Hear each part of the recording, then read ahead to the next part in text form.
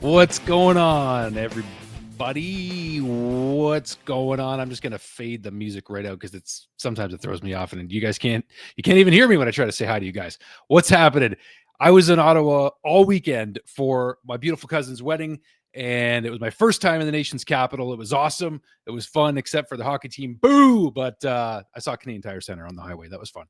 Anyways, so how the heck have you guys been? I haven't seen you pretty much since free agency, right? So I haven't had a chance to jump on and talk about a ton.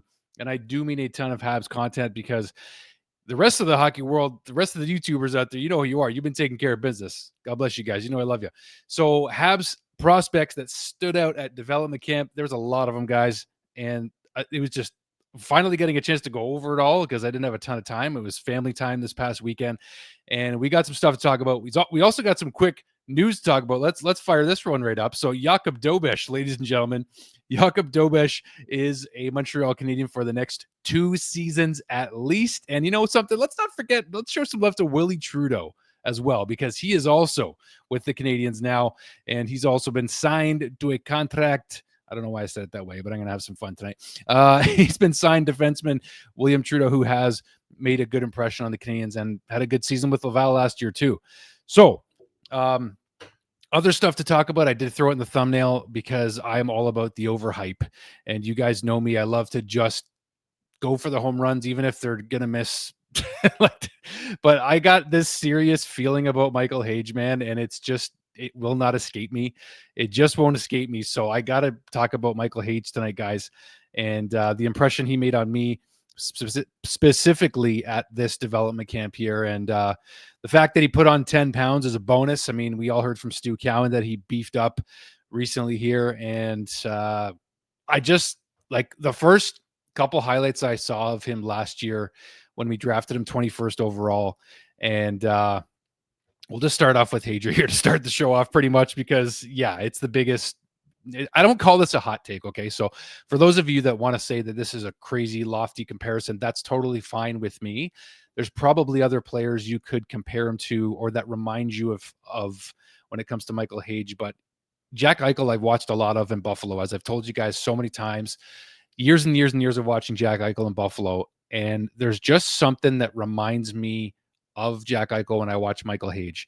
Finally got to watch the development camp scrimmage. Didn't watch all 100 and, hour and 11 minutes of it all. I didn't, but I watched what I could. And I'm not going to give you like this crazy, you guys know me. I've been wrong a million times before, but there's just something about Michael Hage that is special. For one, we know the story of Michael Hage. We know how much he's going to love and take pride in being a Montreal Canadian. I mean, his mom believes it was just a gift from God, the fact that he was drafted by the Canadiens. And it's a heck of a story. And you guys know the story.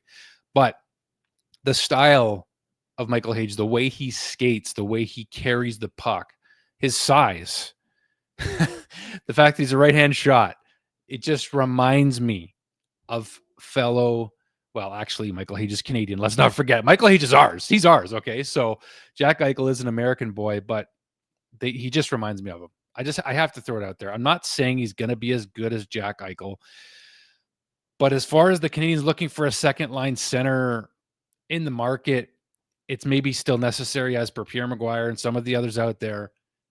The Canadiens already have their second-line center of the future potentially in Michael Hage. And I know he's not going to be here until at least 2026 season, but he's progressing well.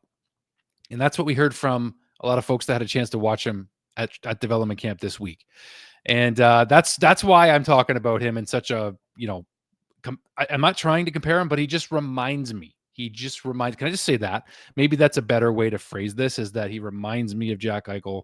I'm not comparing him, saying he's going to be a spitting image of the guy.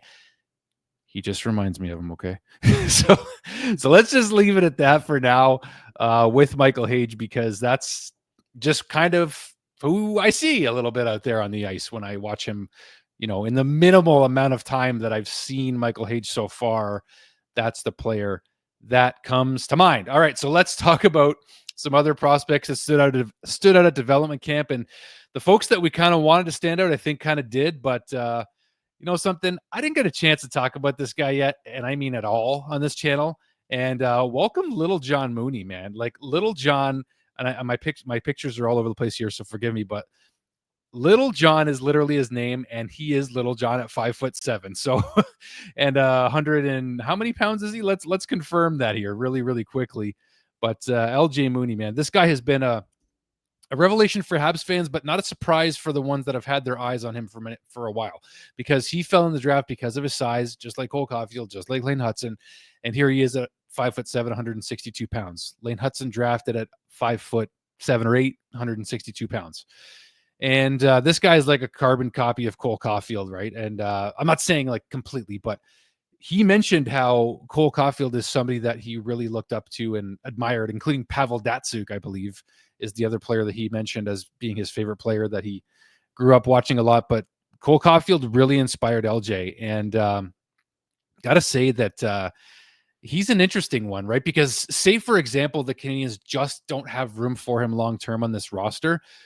At the very, very least, he's a solid trade chip down the road. And I know that's a very early thing to say, but you have to realize, and I'm sure you do, that a lot of these guys we drafted are not going to be Montreal Canadiens for sure, right? So it's good that to have a forward vision completely when it comes to drafting these guys, because they are assets that they could turn into bigger, better assets. Not trying to put a pun in there for LJ being that he's small, but they could do that in the future for whichever guys don't pan out for the Canadiens. So that's the reason I'm saying that when it comes to a guy like this, who we're pretty excited about, I think a little bit, and not overexcited, but he's got a lot of skill, a lot of hard work. And Bobrovsky and Lapointe wanted to add hardworking. Compete was basically the number one thing.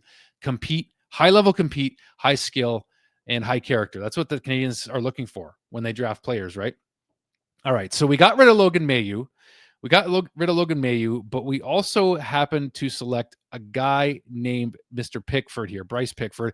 And it's interesting because I think of the Logan Mailloux trade, and yes, we got Bolduc in the deal, who we all feel like, a lot of us do, has high potential. And I've finally seen more highlights of Bolduc, and yeah, I'm excited about him. I'm very, very excited about him, actually. And when it comes to Bryce Pikford, though, on defense, he's somebody that, like, if Logan Mailloux didn't work out, which he didn't, long-term, is there a third pairing spot available for Bryce Pikford on the Montreal Canadiens? That's absolutely a possibility. And that's what I like about this draft is that the Canadiens have selected players that you could see slotting in, not necessarily in the next year or two, but you see the players we lost in Dvorak, in Armia, in Heineman, and you see players coming in that can replace these guys, including Logan Mailloux. And Bryce Pikford's 6 foot, 183 pounds, right shot. And I told you guys offensively that his numbers were absolutely outstanding. Yes, he played with Connor McKenna. And in fact, I have a small potential Connor McKenna connection that could lead to a Bryce Pikford connection, which I hope to get an interview someday for you guys soon. I've got a few good ones on this channel. I've been blessed and fortunate. But I'm going to try. To get a Bryce Pikford interview for you guys. I'll just throw it out there.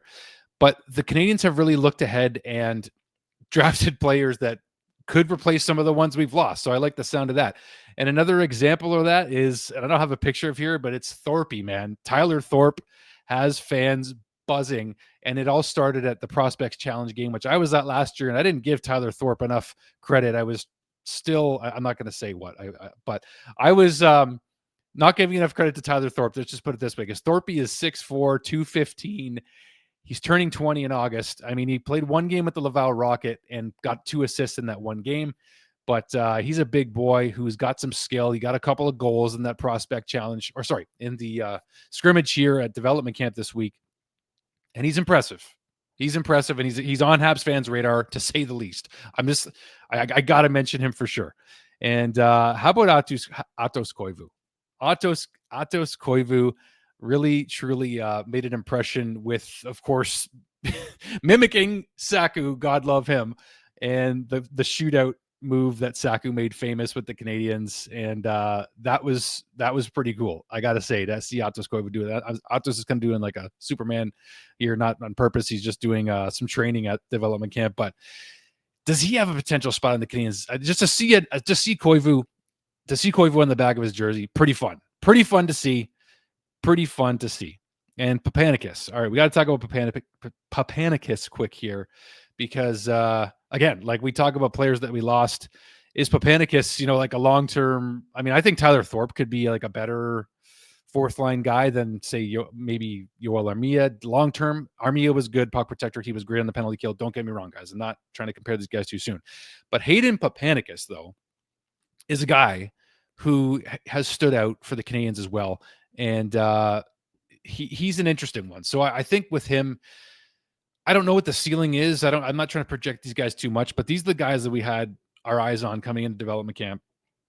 And everybody that I've mentioned that we've lost, your Heinemans, your Armias, Dvorak, Owen Beck is probably going to slot in the third line center spot if all goes well. If all goes well this season, unless the Canadiens acquire another center, right?